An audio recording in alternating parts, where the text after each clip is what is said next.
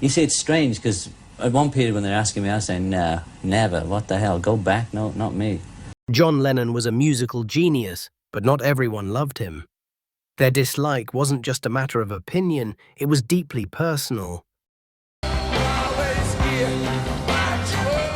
Keith Richards may have shared a stage with Lennon on occasion, but he never shared his admiration. The Beatles and the Rolling Stones were often seen as friendly rivals, but Richards saw Lennon as someone who took himself far too seriously. He disliked Lennon's smugness, especially when he publicly mocked other musicians, like Richards' bandmate Mick Jagger. Keith also found Lennon's activism showy, a performance more than a principle. He once quipped that sitting in bed for peace wasn't exactly a revolution. Though he never launched a full-blown war of words, Richards made it clear he didn't buy into the Lennon myth. Behind the respect for his songwriting was a sharp disdain for his theatrics and ego. At the Mud Club. Al Malkin is here right now, ladies and gentlemen. Frank Zappa and John Lennon briefly crossed musical paths in 1971 at the Fillmore East. They jammed together, and for a moment it seemed like a meeting of eccentric geniuses. But that illusion shattered quickly. Zappa was furious when Lennon released the jam under the title Sometime in New York City, changing track names and giving himself more credit than Zappa thought he deserved. To Zappa, this wasn't just artistic theft, it was dishonesty. Beyond that, Zappa had long found Lennon's activism naive and overly theatrical. He felt real change came from critical thinking, not chanting slogans. Lennon's peace and love image struck him as superficial, and their collaboration only confirmed his doubts. From that point on, Zappa treated Lennon not as a peer, but as a pop star who misunderstood his own message. Donald Fagen and Walter Becker of Steely Dan never openly feuded with Lennon, but their feelings were no secret. They saw Lennon's activism as shallow and theatrical, more about headlines than heart. Steely Dan, known for their cerebral lyrics and sardonic tone, often mocked rock's biggest egos, and Lennon was high on that list. In interviews, they drop dry jabs about Lennon's bed-ins and his holier-than-thou messaging. They felt he wore activism like a costume, turning complex issues into catchy slogans. While they respected his musical influence, they weren't fooled by the peace guru image. For Fagen and Becker, Lennon was a cautionary tale of believing your own myth. Their criticism was subtle but sharp, the kind that hits hardest when it comes wrapped in a smirk. In a big yellow taxi coming to go. Joanie Mitchell didn't hide her opinions, and when it came to John Lennon, they weren't flattering. She saw him as arrogant, dismissive, and even hypocritical.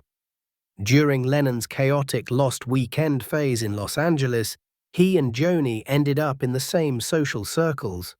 What might have been a meeting of musical minds turned sour fast.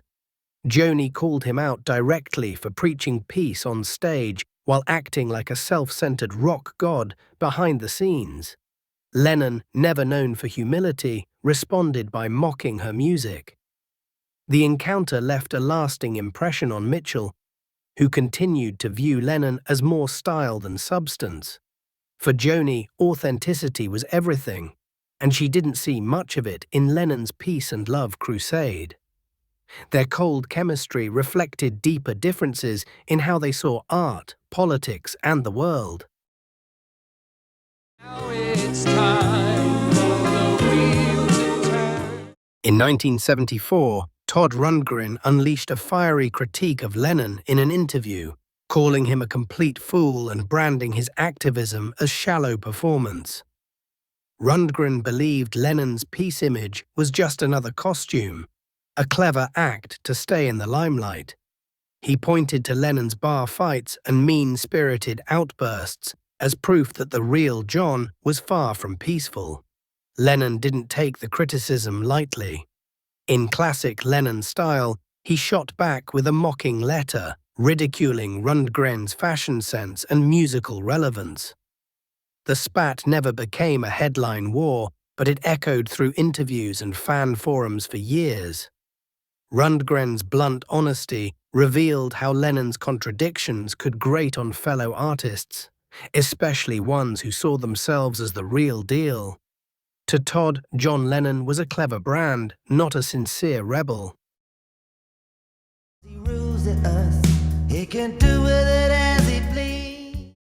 John Lennon once idolized Bob Dylan, and their early meetings in the mid-60s were full of admiration and mutual curiosity. Dylan helped the Beatles grow past bubblegum pop into more serious songwriting. But that mutual respect began to sour as their egos and philosophies diverged. Dylan didn't like how Lennon and the Beatles borrowed his folk style and turned it into pop gold. Meanwhile, Lennon found Dylan's constant reinventions tiresome. Their tension climaxed in the late 70s when Lennon mocked Dylan's born-again Christian phase, calling his gospel songs embarrassing. Dylan, in turn, saw Lennon as preachy and self-important. Their falling out wasn't dramatic, but it was real. Two icons who once pushed each other to greatness became wary rivals, disillusioned with what they each had become.